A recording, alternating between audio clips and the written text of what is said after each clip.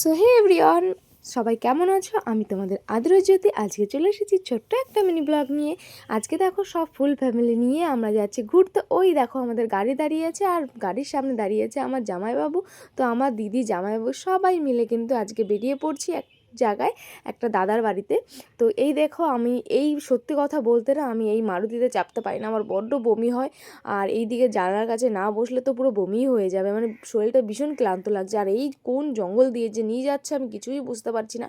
এত জঙ্গল পেরিয়ে তারপর যে এত সুন্দর একটা গ্রাম পড়বে সত্যি ভাবতে পারিনি। তারপর দেখো, গাছ থেকে পেয়ারা পেড়ে বমি আসছিল খুব, গাছ থেকে পেয়ারা পেড়ে খেয়ে নিচ্ছিলাম।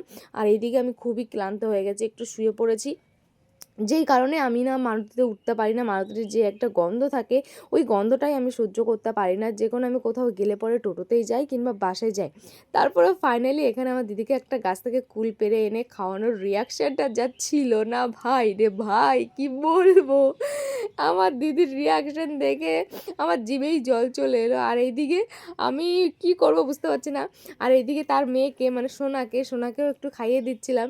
ও বুঝে গেছে যে কুলটা টক, যেই কারণে ও খেতে চাইছিল না। সত্যি কুলটা এত পরিমাণে টক না, ধারণার বাইরে।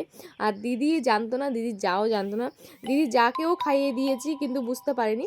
তারপরে এখানে একটুখানি জামাইবাবুর সঙ্গে সুন্দর একটা ভিডিও বানিয়ে নিলাম। আমার জামাইবাবু ভিডিও বানাতে কিন্তু খুবই এক্সপার্ট, মানে খুবই ভালোবাসে এরকম মুখে রিলস বানাতে। তো আমার সঙ্গে একটা খুবই সুন্দর একটা রিলস বানিয়েছে, অবশ্যই তোমরা পরে দেখতে পারবে। তারপরে ফাইনালি মাঠ থেকে আখ নিয়ে এসে বাড়ি বসে খাওয়াটা, উফ কি যে একটা মজা।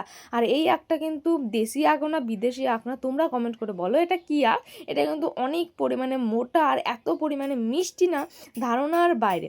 তো বন্ধুরা, আজকে মিনি ব্লগ এই পর্যন্তই ছিল। তোমাদের যদি ভালো লেগে থাকে অবশ্যই একটা কমেন্ট করে জানিয়ে দিও। টাটা বন্ধুরা।